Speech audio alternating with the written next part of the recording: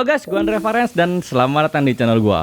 Jadi podcast kali ini sebenarnya tidak ada hubungan sama otomotif ya, tapi ini nyangkut ke pengalaman pribadi gue yang bisa gue share untuk kalian semua, terutama kalian yang sering menggunakan mesin ATM, apapun banknya ya. Jadi sesuai dengan judulnya itu, uang gue memang pernah hilang sekitar 5 juta lebih ya, dan itu pun ya gue bersyukur masih bisa kembali. Dan gimana ceritanya ya? Kalian masih bingung dong. Gimana uang gua 5 jutaan right kemudian tiba-tiba bisa ketemu lagi ya. Ya itu benar-benar yang pengalaman yang menurut gua pahit ya, tapi setidaknya berharga dan gua masih bersyukur mungkin karena baik gua masih berbuah ya. Uangnya itu kembali utuh banget. Nah, seperti apa sih ceritanya? Ya, ini gua sudah bikin kronologinya di komputer ya, dan nanti gua sambil baca-baca dikit-dikit karena takutnya ada yang kelupaan. Jadi ingat ya, ini disimak baik-baik karena ini bener-bener berlaku banget buat kalian ya. Gak cuman gua atau keluarga gua atau teman-teman gua, tapi kepada subscriber gua, kepada viewers gua yang rajin banget nonton video di channel gua tentunya ya. Dan ini pengalamannya ini bener-bener gua yakin sangat-sangat berharga banget. Oke, jadi langsung aja kita mulai ke topiknya. Kejadian ini bermula pada tanggal 24 September 2016, kurang lebih lah ya 4,5 tahun yang lalu, dan itu kejadiannya itu di Jalan Dewi Sri di Kuta ya, daerah Kuta Bali. Kalian masih tahu dong Kuta ya. Ya kalau nggak tahu Kuta Bali itu Kuta Bali ya, Kuta ya, daerah Kuta ya.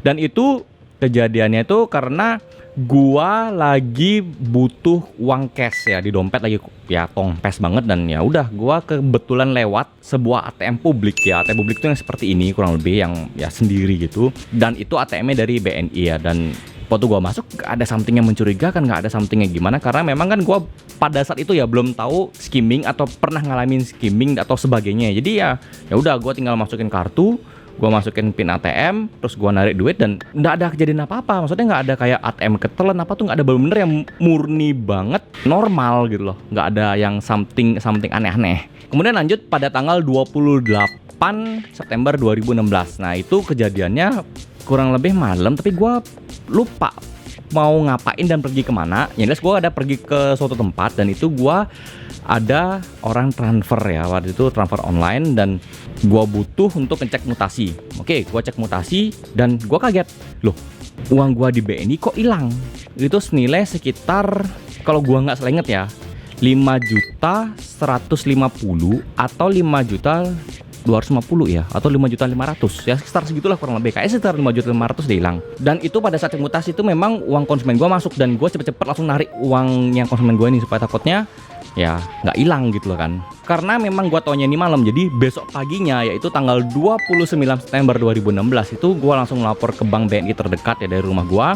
Kemudian ya gua laporin semuanya, kronologi itu seperti apa, dan gua nunjukin buktinya. Terus gua juga bawa buku bank itu ya, buku tabungan kok, buku bank, dan gua minta print, dan gua minta mutasi gua dikeluarin semua.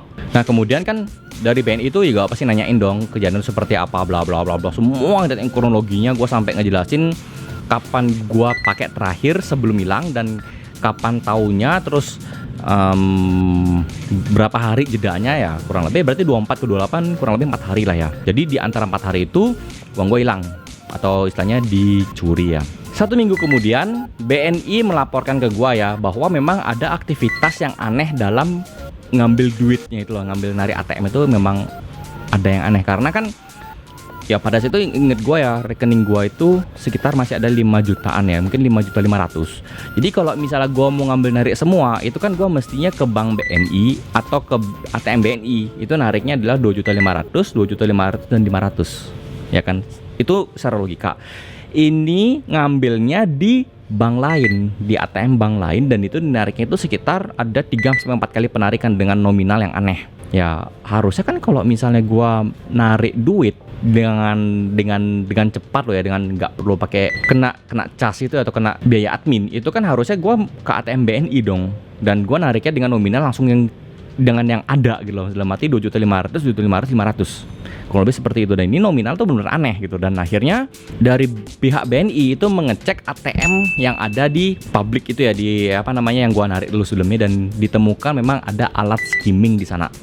Wow, ditemukan loh ya ada alat skimmingnya. Dan akhirnya pihak bank BNI ini meneruskan kasus gua nih ya. Jadi kayak laporan itu diteruskan dulu semuanya, dipelajari kasus segala macam bla bla bla, dan akhirnya 7 minggu kurang lebih ya, 7-8 minggu penantian, berarti kurang lebih mungkin 2 bulanan lah ya, itu sekitar bulan November sekiranya kurang lebih, itu gua dilaporkan memang ada penarikan di bank lain, itu real. Dan kenapa bisa sampai 2 bulan itu karena ya BNI kan istilahnya dia harus kayak bikin surat izin ya, kayak otoritas gitu untuk melihat CCTV di bank lain. Waktu itu nggak disebutin bank lain itu apa, tapi yang jelas itu ya mungkin karena dari kode bank atau transaksi itu ketahuan ya dari bank lain itu dari bank apa. Jadi ya gue sih nggak tahu dari bank apa jelasnya, tapi pihak BNI tahu. Dan akhirnya dilihat CCTV dan itu bener nomor kartu gue dipakai untuk di ATM itu dan segala macam bla bla bla bla bla, dan terbukti bahwa memang ada kasus pencurian atau kalau bahasa di ATM itu skimming ya, atau alatnya itu adalah skimmer, nanti gue jelasin. Dan memang setelah laporan itu real, karena gue juga merasa kehilangan dan beritanya yang gue bikin itu adalah berita asli ya. Kemudian ya kurang lebih 4 minggu kemudian ya, berarti 1 bulan kemudian, itu di sekitar tanggal 23 Desember 2016, pokoknya seingat gue sebelum Natal, 20-an sebelum Natal, dari BNI pusat ya, dari Jakarta itu mentransfer kerugiannya gue, uang yang hilang itu ke BNI yang di Denpasar. Nah waktu itu kan tanggal 23 Desember gue dibilang sudah oke dapat duitnya. Kemudian tanggal 27 Desember ya, berarti setelah Natal itu gue datang ke bank BNI waktu gue ngelaporin, dan gue disuruh tanda tangan bahwa uang gue ini akan ditransfer 1x24 jam oleh pihak BNI. Dan tanggal, berarti 1 hari kemudian, tanggal 28 Desember, uang gua sekitar 5.500.000 itu kembali 100% ke rekening gua, dan gua mendapatkan kartu ATM yang baru. Dan waktu itu buku rekening gua nggak tahu ya, gua ganti nomor rekening apa enggak, gua lupa, tapi yang jelas gua dapat kartu baru dan buku rekeningnya gue kayak kalau nggak salah baru juga, kalau nggak salah ya. Gua bersyukur banget uang gua balik ya. Dan semenjak itu tuh gua sempet cerita ke keluarga, ke kerabat, teman-teman konsumen gua yang ya bisa dibilang sering pakai ATM itu, gua sharing-sharing. Dan ya kenapa gua baru bikin videonya setelah 4,5 tahun, karena kebetulan kemarin itu di Instastory gua tuh ada yang kasus itu sama seperti gua, dan itu kalau nggak salah dia banknya BCA atau BRI ya, gue lupa antara dua bank itu. Dan akhirnya ya gua punya ide untuk bikin konten ini, dan ini gua sebarin sekarang ke semuanya. Jadi kalian yang sering pakai ATM itu bisa lebih bijaksana lagi, bisa lebih waspada lagi ketika pakai ATM ya. Jadi jangan sampai uang kalian tuh raib. Dan di sini gua bakal ngasih beberapa tips di mana kalian itu bisa menggunakan ATM itu dengan aman. Yang pertama adalah pakai mesin ATM yang berada di lingkungan bank. Ya, jadi kalau mesin ATM itu berada di lingkungan bank, gua sih sangat yakin banget ya, bahwa di atas 90% itu pasti keamanannya terjamin ya. Jadi gue mikir kalau para pencuri itu mau nginstall alat skimmer ke mesin ATM itu bakalan berpikir 2 kali, karena kan bisa dibilang penjagaannya ketat, ada security, terus juga mau masang gimana kan, tempatnya itu tuh bener-bener yang dijaga rapi gitu ya. Ya gue sih ngerasa saat ini, selama ini ya, gue pakai di ATM bank itu aman-aman aja. Yang kedua adalah, kalaupun akhirnya kalian harus mau tidak mau pakai ATM yang di luar bank ya, gue saranin bahwa pakainya di ATM yang satu gedung dengan keramaian. Contohnya misalnya kayak mall, kemudian misalnya kayak minimarket atau supermarket. Nah itu bakalan aman menurut gue ya, karena juga orang mau masang alat skimmer tuh kan pasti berpikir-pikir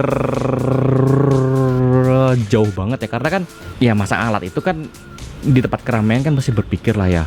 Kecuali kalau misalnya nih kalian mungkin berada di mall dan itu ATM-nya itu ada di luar mall. Nah itu gua sih nggak terlalu nyaranin juga ya, karena bisa aja bahaya karena belum tentu ada penjagaan di sana. Yang ketiga adalah benar-benar menghindari namanya ATM publik, apalagi kalau yang satuan seperti ini ya.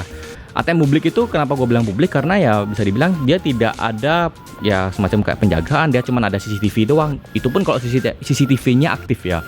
Karena masih banyak yang ya kejadiannya itu justru di ATM publik seperti ini pokoknya. Kalaupun akhirnya memang bukannya sendiri tapi rame berjejer gitu tuh ya, gue juga agak wanti-wanti karena ya bisa aja bisa masang alat skimmer sana. Dan target dari para pencuri ini memang adalah ATM yang sepi atau ATM yang sendiri gitu loh. ATM yang nggak rame tempatnya itu pasti ada aja alat skimmernya. Yang keempat adalah budayakan ya, ini budayakan. Jadi termasuk di bank juga ya, sebenarnya untuk menjaga-jaga aja. Termasuk di lokasi di bank itu cek aja kayak penutup tombol angka tuh kan, sekarang kan tuh banyak tuh penutup yang ada apa namanya, penutup di tombol-tombol angka tuh ya. Nah itu dicek aja.